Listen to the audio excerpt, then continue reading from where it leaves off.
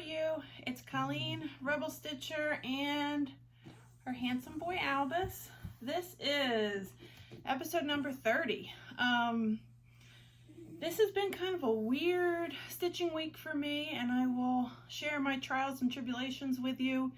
I am past the normal every week mark. I think I'm closer to 2, so my apologies. But like I said, this was just a weird week and I lost my stitching groove, but hopefully I'm back in. So if I start with stitching, let's say I finished my Black Panther project and I dropped it off to Barbara at Keepsakes for finishing. I'm not going to post a picture of it because it's a gift and I want to surprise Monique. And so after I get it back from Barbara and give it to Monique, then I will post a picture and share the results, which I'm sure will be amazing, but I think the chart looked good, so hopefully she'll love it. So after I finished the Black Panther piece, I decided I would work some more on my Zimmerman coverlet, which is the stitch along that Ellen Reed is hosting with the charity piece for the Red Door shelter in Canada. So this is a PSA. I don't know if anybody else is as dumb as I am, but I had a major like what the fuck moment. So I was like, oh, what in the world is going on with this chart? So let me tell you what happened. So if you're gonna stitch this, it doesn't happen to you. Okay, so this is the cover of the chart, right? And it says, let's see, it's 146 by 281. So looking at the shape of this piece, you would think you'd be stitching vertically, right? Haha, but you are wrong.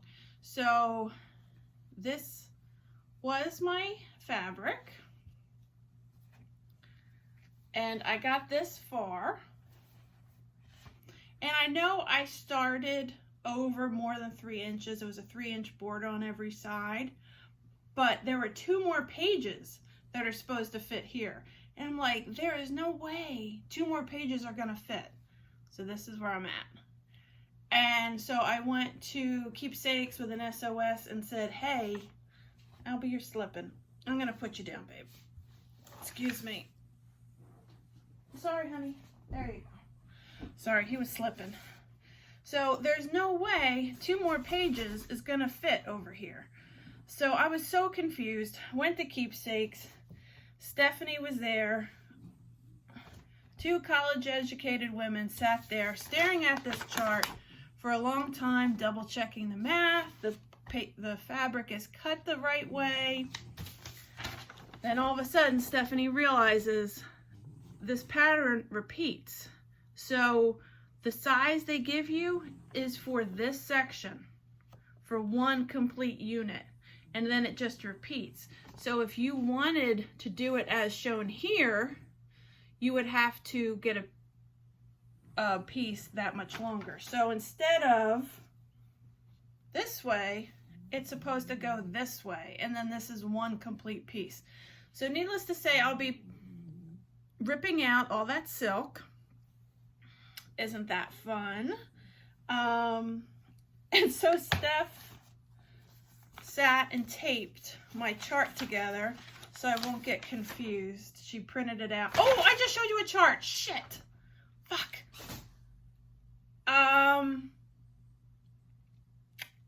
Yeah, hey, be cool. Don't tell anybody. Anyway, so Steph taped a chart together for me so I won't get confused, but I would never show that online. So, because that's just not the right thing to do. What a dummy. So anyway, if anybody is doing the Zimmerman coverlet sal and you are somewhat spatially challenged or just kind of dopey like me, be careful, because it's not, this chart is a little deceiving. So I got so frustrated with that because I have to sit and pick all that silk out that I said, screw that. Let me move this out of my pile here. Let me pull out an old whip and work on something different. So I think I showed it on my very first video. I have stitched the girl to this guy right here. And so this is her boyfriend. It's not the monkey on the toilet. It's a monkey with big fancy flowers in her hair. And I love her, and she's like the best thing I've stitched. I love her. But her, I've just found the chart online and bought the threads. This guy came as a Russian kit. I freaking hate kits. So I decided, well, I'm going to pull them out and see if I can figure it out. I did make some progress. Let's see, where did I stitch? I stitched up in these flower areas up here and a little bit down there. Nothing overly exciting because the way the threads come, and again, this might be just my own dopiness, you had to draw the symbols on these things, and I just feel like half the ones I'm missing. I don't know that he's ever gonna get done. I don't know what my issue is, but like half the strings aren't on the card. I'm sure it's my fault. I'm sure plenty of people can do this and make sense out of it. But, so I got frustrated with him. Said, screw it. Monkey's out of here. So like I said, my stitching mojo was definitely not doing good. So then I said, let me pull out something that I think will be calming and relaxing. So Nicole had gotten me this, I think, kit for Christmas last year. It's Rosewood Manor's Winter Quaker.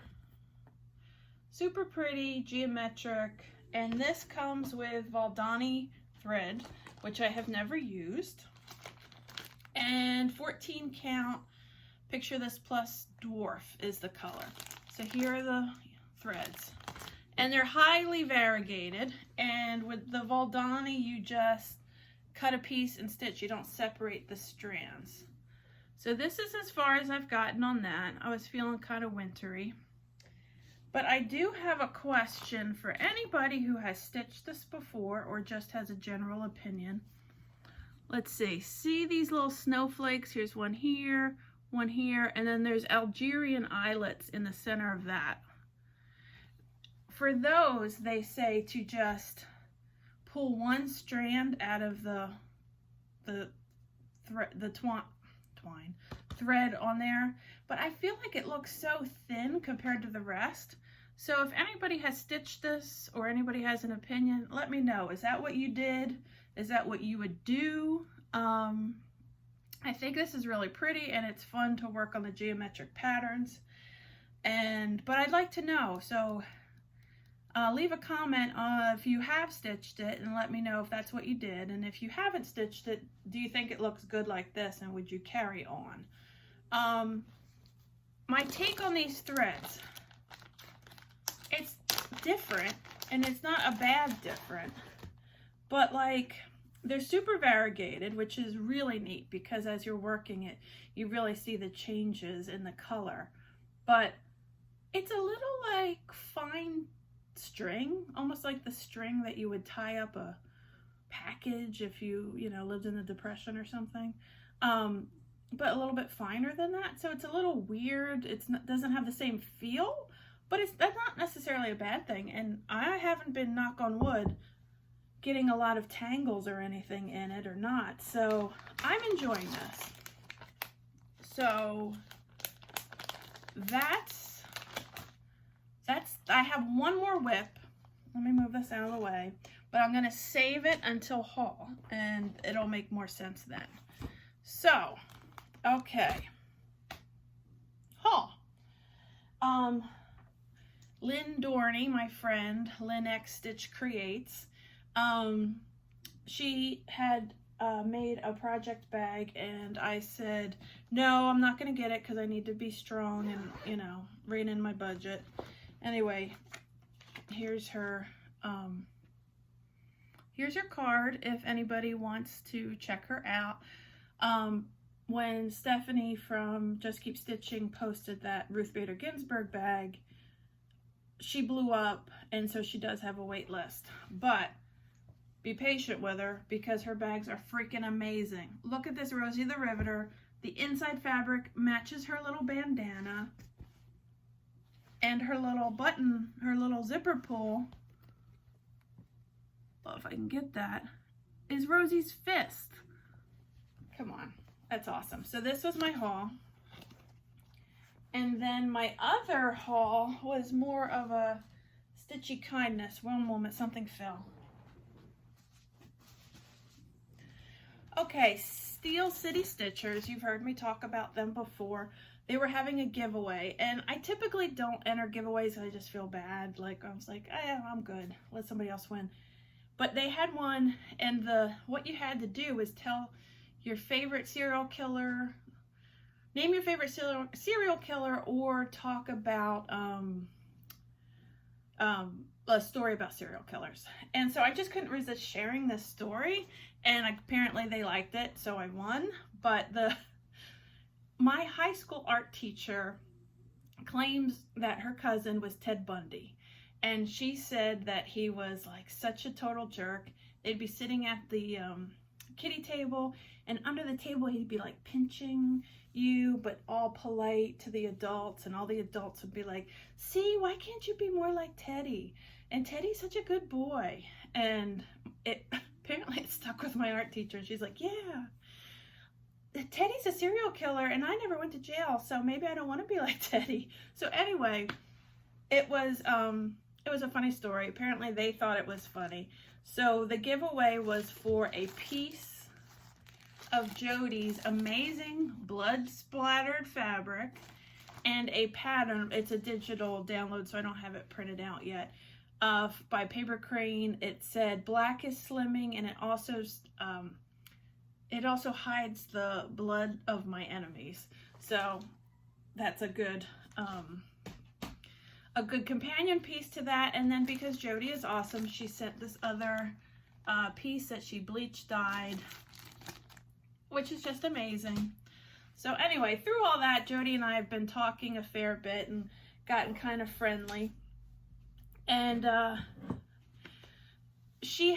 had stitched that little skeleton in the coffin. And so she said, I have a coffin, I want to stitch it, blah, blah, blah. Hers didn't fit so good, but she loved it anyway. And we were talking about different things we could stitch to go in a coffin. I said, yeah, maybe a mummy or a vampire. And she said, how about a bat? And so we settled on, we were both going to stitch it together, and we settled on this pattern off of Etsy called, so this is part of my haul now, Flying Foxes. And we're not crazy, we're not stitching this whole thing, we're just doing this center guy that's hanging upside down. So we're both stitching this. She's dyeing her own fabric because she's a wizard and amazing, but I had this in my stash. I believe it's by Hand Dyed Happiness. And this is as far as I've gotten for a little guy hanging upside down. It's total confetti, but he's not that big, so it'll be doable. Or at least that's what I keep telling myself. So that was my other whip. I think that is it for haul and stitching. And I just have an update on my Needleminder shop, Rebel Stitcher Designs on Etsy. I added 3 items that are not needle minders. I found some really cool scissors and added those to the shop. The first is, and please don't look at my fingers, they're like chewed Vienna sausages. A monkey, and these are all stainless steel scissors. I mean, who doesn't need monkey scissors, right? So there's brass monkey scissors, and the point is stainless. I'm trying to get these so there's not a glare. This is a rainbow unicorn, and the horn is the scissor part. And then also rainbow butterflies, and you put your fingers through the butterfly wings. Both stainless steel. They were just so whimsical and cute. I thought that maybe people who liked my bizarre needle minders would enjoy those. So if you're looking for some kooky scissors to add to your stash, there you go. I think that's the end of things for this week. I think I've covered it all. And don't tell anybody about that showing that chart. And everybody have a happy Halloween, and don't forget to vote. So hope you have a great Halloween. Thanks for watching. Bye.